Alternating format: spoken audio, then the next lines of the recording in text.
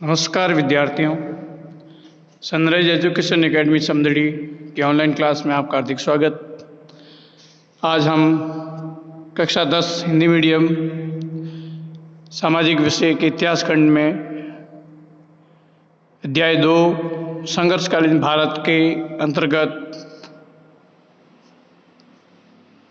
आज हम मराठों का इतिहास तथा विजयनगर एवं बहमनी साम्राज्य के बारे में पढ़ेंगे। दक्षिणी भारत के दक्षिणी पश्चिमी भाग में स्थित दक्कन के पठारों संप्रति महाराष्ट्र के नाम से जाना जाता है।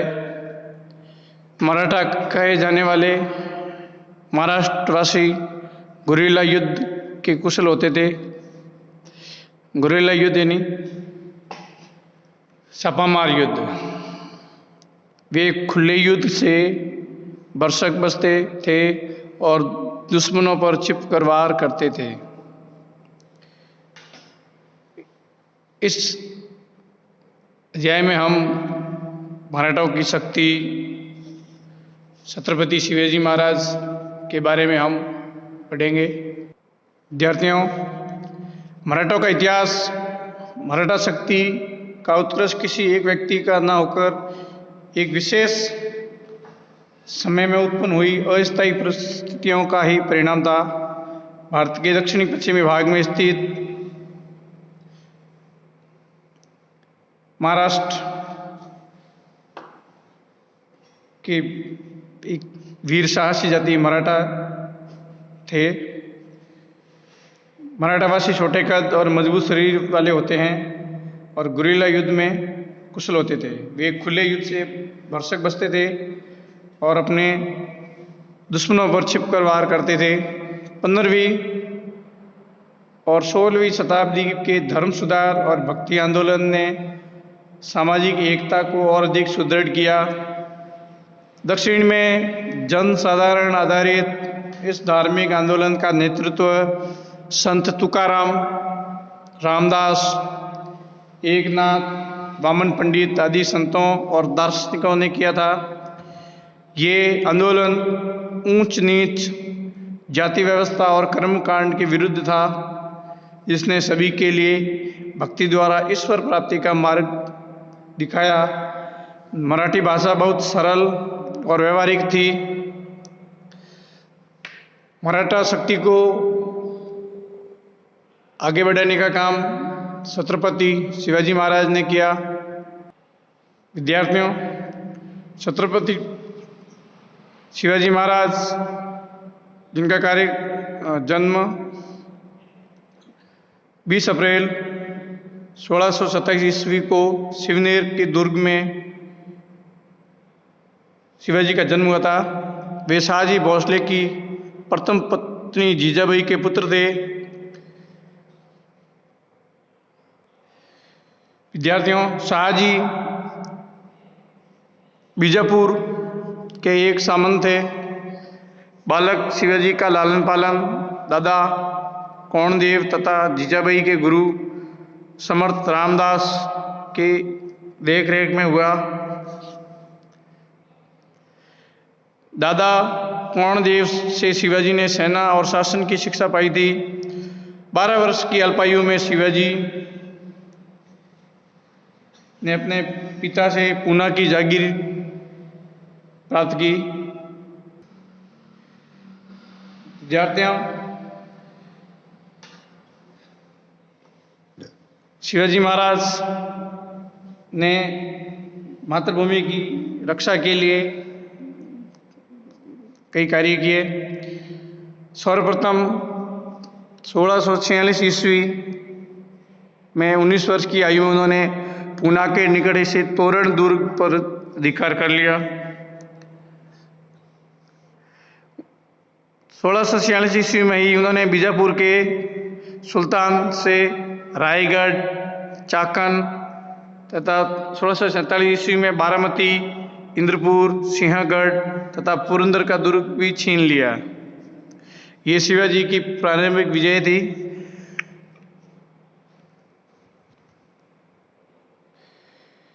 विद्यार्थियों, 1656 ईस्वी में शिवाजी के कोंकण में कल्याण तथा जावली का दुर्ग भी अधिकृत कर लिया।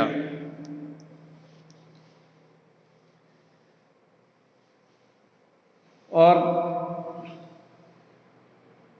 1656 ईस्वी में ही शिवाजी ने अपनी राजधानी रायगढ़ में बनाई।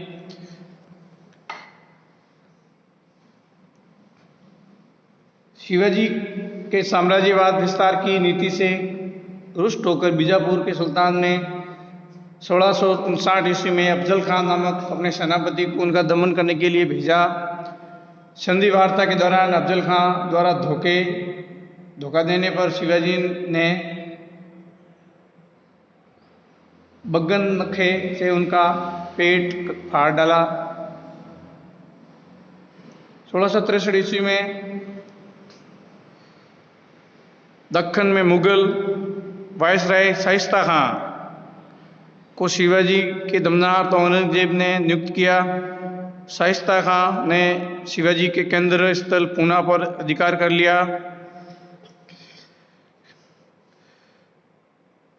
1664 ईस्वी में शिवाजी ने मुगलों के अधीन सूरत को लूटा और इन सभी गतिविधियों से क्रुद्ध होकर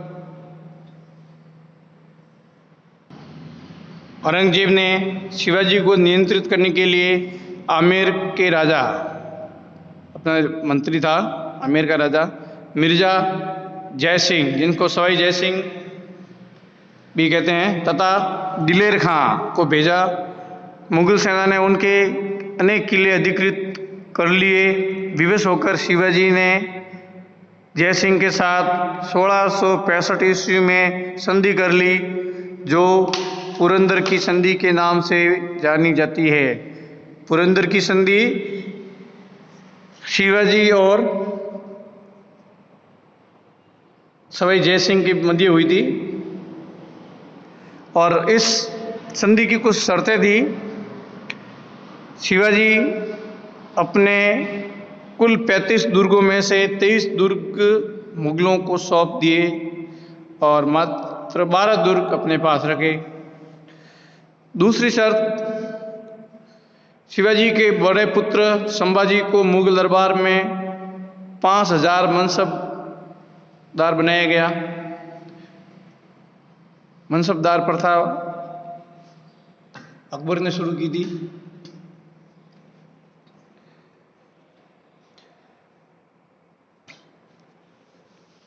राजा जय सिंह द्वारा आगरा स्थित मुगल दरबार में उपस्थित होने के लिए आश्वस्त किया। जय सिंह ने उनसे कहा कि उन्हें दक्षिण के मुगल सूबों का सूबेदार बना दिया जाएगा। मई 1666 ईस्वी में शिवाजी, तारीख है मई 1666 ईस्वी में शिवाजी शाही दरबार में उपस्थित हुए। आगरा में जो शाही दरबार लगा था, जहाँ उनको नज़रबंद कर दिया गया। नज़रबंद यानी उनको वहाँ पे कैद कर लिया।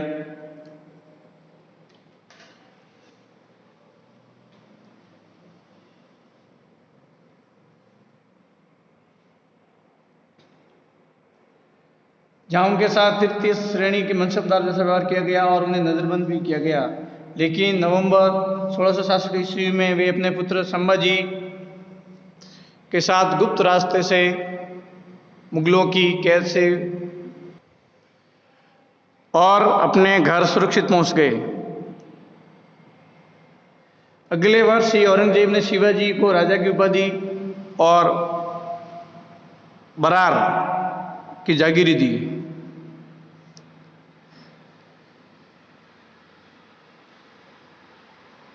लेकिन 1617 ईस्वी में उन्होंने विद्रोह कर मुगलों की अधीनता में चले जाने वाले अपने सभी दुर्गों पर दोबारा कब्जा कर लिया।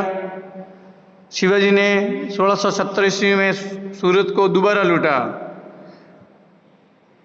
1674 ईस्वी में रायगढ़ दुर्ग में शिवाजी ने महाराष्ट्र के एक स्वतंत्र शासक के रूप में अपना राज्याभिषेक कराया। 1674 ईस्वी में रायगढ़ के दुर्ग में। इस अवसर पर उन्होंने छत्रपति की उपाधि धारण की, जो शिवाजी छत्रपति कहलाए। छत्रपति शिवाजी बाद के जितने भी मराठा शासक हुए उन्होंने इस उपाधि को धारण किया। 1680 ईस्वी में शिवाजी की मृत्यु हो गई। इस समय उनका मराठा राज्य बेलगांव से लेकर तुंगभद्रा नदी के तट तक समस्त पश्चिमी कर्नाटक में विस्तृत था। इस प्रकार मुगल शक्ति बीजापुर के सुल्तान, गोवा के पुर्तगालियों और जंजीरा स्थित अबिसिनिया के समुद्री डाकुओं के प्रबल प्रतिरोध के बावजूद शिवाजी ने दक्षिणी भारत में एक स्वतंत्र हिंदवी साम्राज्य की स्थापना की, हिंदू स्वराज की स्थापना की।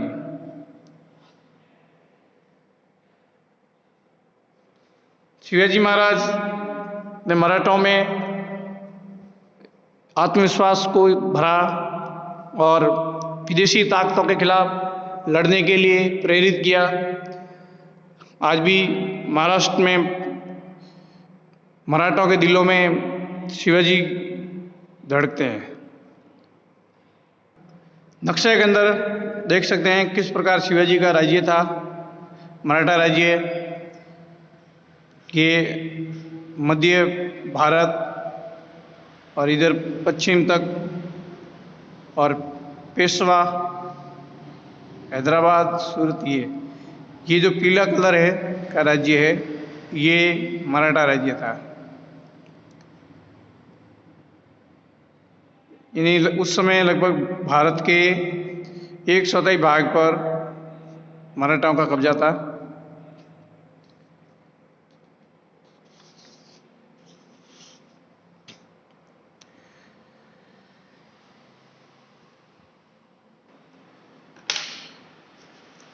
विद्यार्थियों, ये शिवाजी के रायगढ़ के किले का एक चित्र है और यहाँ पर शिवाजी ने अपनी राजधानी बनाई थी और यहाँ पर उनका राज्याभिषेक हुआ था।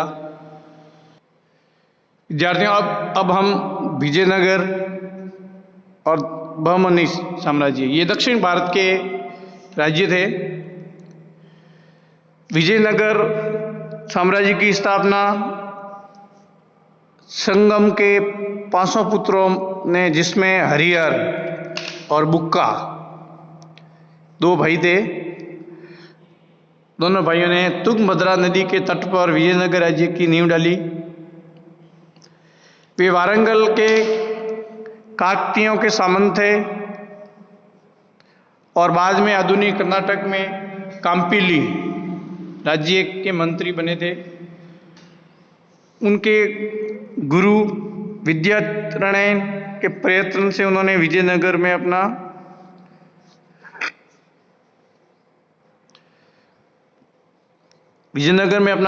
स्वतंत्र राज्य स्थापित किया। आज विजयनगर की पहचान हम्पी नामक स्थल खंडरों से की जाती है, जिसे विश्वविख्यात विरासत संरक्षण के अंतर्गत यूनेस्को द्वारा सम्मिलित कर लिया गया है।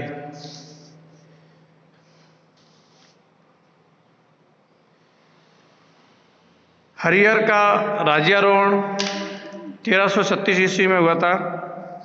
सबसे पहले हरिहर राजा बना। इसने ओयसल के सारे प्रदेशों को 1346 ईस्वी में विजयनगर में मिला दिया। उसके बाद में बुक्का 1346 ईस्वी में अपने भाई हरिहर का उत्तराधिकारी बना। उसने 1377 ईस्वी तक शासन किया। अपने राज्य को सारे दक्षिण भारत, रामेश्वर, तमिल, चेर प्रदेश तक बुक्का ने विजयनगर साम्राज्य को फैलाया था। हरिहर द्वितीय, जिनका शासनकाल 1377 से 1406 ईस्वी तक रहा। हरिहर द्वितीय बुक्का का उत्तराधिकारी बना। 1422 ईस्वी में से 1426 ईस्वी तक बुक्का के पुत्र देवराय द्वितीय ने शासन किया। इसे गज बेटकर यानी हाथियों का शिकारी की उपाधि मिली थी। दक्षिण में हाथी का शिकार होता था उस समय। इटली के यात्री निकोलो कॉन्टो एवं फारस के दूत अब्दुल रजाक ने इसी शासनकाल में विजयनगर का भ्रमण किया था। विद्यार्थियों, विजयनगर की सीमाएं दक्षिण में सिलोन यानी श्रीलंका के समुद्री तटों तक पहुंच गई थी और इस साम्राज्य के अंतिम शासक क्रमशः मल्लिकार्जुन एवं विरूपाक्ष थे। विजयनगर के राजाओं में कृष्णदेवराय, उनके शासनकाल में तेनालीराम नाम का विद्वान रहता था। बहमनी साम्राज्य। दक्षिण में बहमनी राज्य का राजवंश प्रारंभ मोहम्मद तुगलक के एक अधिकारी हसन जफर शाह ने 1347 ईस्वी में किया था। इसने अलाउद्दीन बहमन शाह की उपाधि धारण की।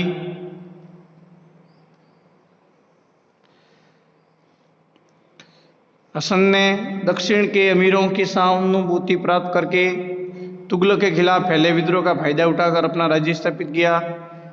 ये फारस के वीर योद्धा बहमन का वंशज था।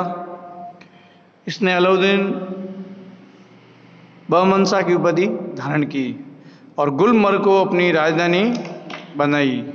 गुलमर्ग कर्नाटक के अंदर है। कुलबर्ग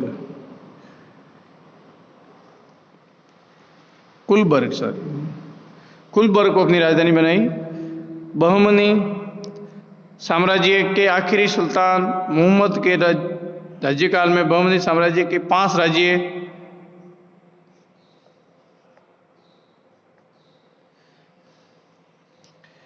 बरार, बिदर, अहमदनगर, गोलकुंडा और बीजापुर बन गए थे।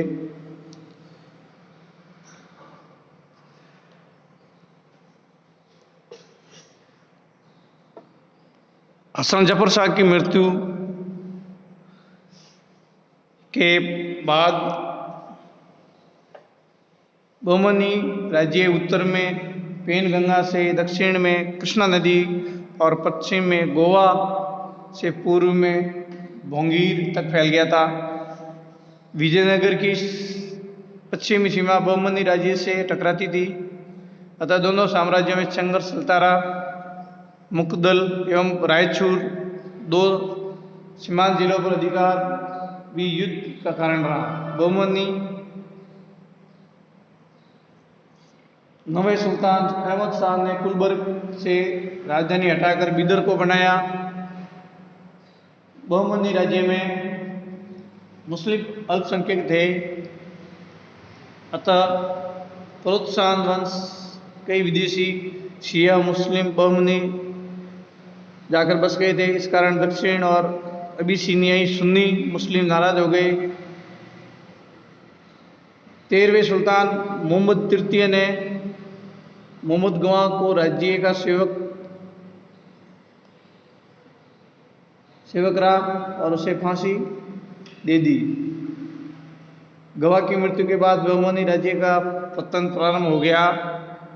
आखिर इस सुल्तान महमूद के राज्यकाल में बहुमनी साम्राज्य के 5 स्वतंत्र राज्य बरार, बिदर, अहमदनगर, गोलकुंडा और बीजापुर बन गए थे, जिनके सूबेदारों ने अपने को स्वतंत्र शासक घोषित कर लिया। बहुमनी राज्य में साधारण प्रजा की दशा दयनीय थी, जैसा कि रूसी व्यापारी एथानासियस निकितिन ने लिखा, जिसने बहुमनी राज्य का 4 वर्षों 1470 ईस्वी से 1474 ईस्वी तक भ्रमण किया था। विद्यार्थियों, बहुमनी साम्राज्य का नक्शा हम देख सकते हैं, उसमें कैसे था। ये जो हरा कलर जो दिख रहा है, ये बहुमनी राज्य के अंतर्गत आता था। इसके दक्षिण के अंदर विजयनगर राज्य था, और इसके उत्तर पश्चिम की हम जाते हैं तो राजपूत राज्य, और इधर बंगाल साइड में हम जाते हैं उत्तर पूर्व तो तुगलक साम्राज्य था, और उसके पड़ोस में वारंगल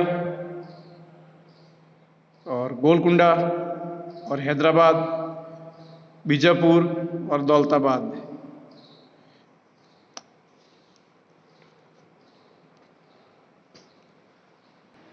तो विद्यार्थी, इसी के साथ में ये पाठ अध्याय 2 संघर्षकालीन भारत समाप्त होता है। इसके कुछ सारांश हम आपको बताते हैं, रिपीट हो जाएगा आपका ही। बहुमनी राजत्व सिद्धांत, बलबन का राजत्व सिद्धांत प्रसिद्ध रहा। बलबन की मान्यता थी कि राजा पृथ्वी पर ईश्वर का प्रतिनिधि है। ये बात बलबन के कही थी। दूसरा, बाबर ने अपनी पुस्तक तुर्की भाषा में लिखी थी, जिसका नाम बाबरनामा या तुजुक-ए बाबरी है, और अब्दुल रहीम खान ने इसका बाद में फारसी में अनुवाद किया। तीसरा बिंदु, शेरशाह के सुधार एवं निर्माण प्रसिद्ध है। शेरशाह प्रशासन में अकबर का अग्रगामी एवं पथ प्रदर्शक माना जाता है। भूमि नाप एवं लगान को व्यवस्थित और कर, गला बख्शी या बटाई, नस्क, मुक्ताई या कंदकूत और नकदी या जब्ती प्रणाली प्रचलित की। उसने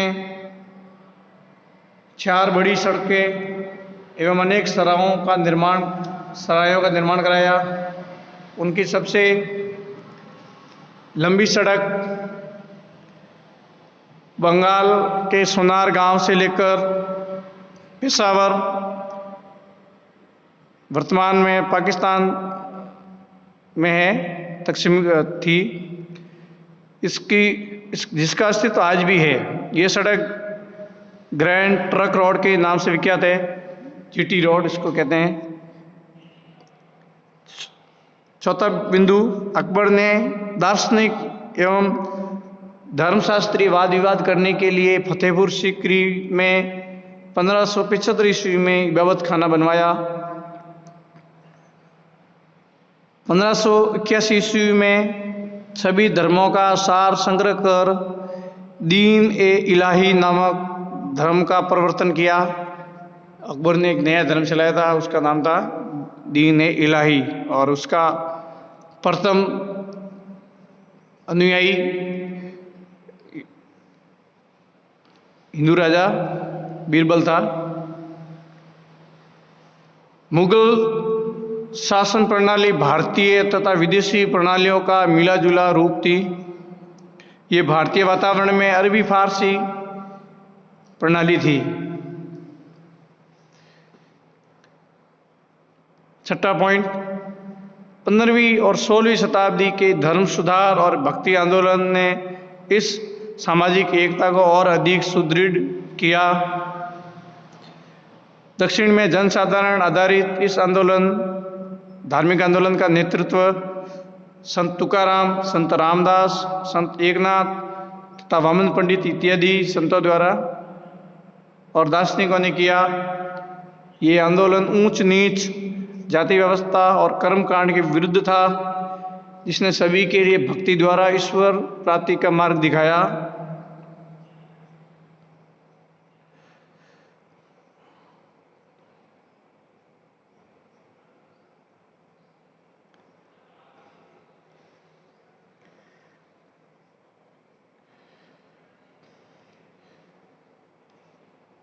सोलह सौ 74 ईस्वी में रायगढ़ के दुर्ग में शिवाजी ने स्वतंत्र शासक के रूप में अपना राज्य अभिषेक कराया। इस अवसर पर उन्होंने छत्रपति की उपाधि धारण की।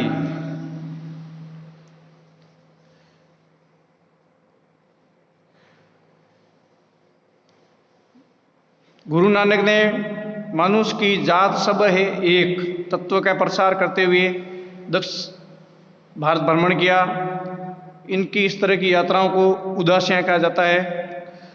गुरु नानक देव की शिक्षाएं एक ईश्वर में विश्वास, नाम की महानता और उपासना, गुरु की महानता इत्यादि थी। उनकी शिक्षाओं में मानव को शुभ कर्म करने पर बल दिया। तेग बहादुर द्वारा मुस्लिम धर्म स्वीकार न करने पर औरंगजेब ने उनका सिर कटवा दिया। उन्होंने लिखा था कि सिर दिया पर सार सिरड नहीं दिया। दिल्ली में उनका स्मारक चांदनी चौक में शीशगंज गुरुद्वारा के नाम से प्रसिद्ध है। इस भाग के कुछ अभ्यास कार्य आपको करने। बहमनी साम्राज्य का संस्थापक कौन था? बहमनी साम्राज्य का संस्थापक हसन जफर शाह था। उसने 1347 ईस्वी में अलाउद्दीन बहमन शाह की उपाधि धारण की और कुलबर को अपनी राजधानी बनाया।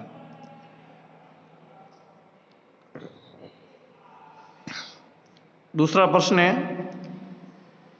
विजयनगर की स्थापना किसने की थी?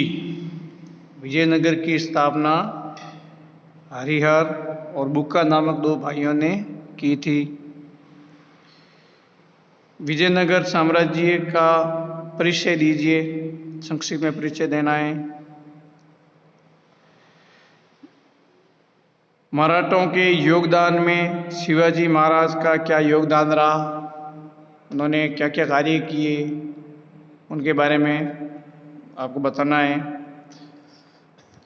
और इतिहास में विद्यार्थियों ज़्यादा से ज़्यादा आप पढ़ाई करते रहोगे, जुड़े रहोगे और कड़ी से कड़ी जुड़ती जाएगी तो आपका इतिहास मजबूत हो जाएगा और आपकी जो स्मरण शक्ति है वो भी काफ़ी बढ़ जाएगी, जो आगे आने वाले समय में आपके लिए बहुत लाभदायक है।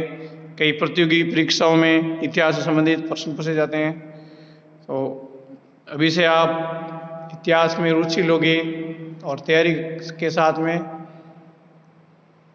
और जितना हो सके उसको बार बार रिपीट करो, याद करो। इस अध्याय के अगले खंड में हम भारत में सिखों के उद्भव और उनके प्रमुख जो गुरु कौन कौन हुए, 10 गुरु हुए, उनके बारे में और महाराजा रणजीत सिंह के बारे में हम पढ़ेंगे। इसके साथ में बंदा बैरागी, उनके बारे में हम आगे पढ़ेंगे। तो इसके साथ में हम ये भाग हम यहीं समाप्त करते हैं।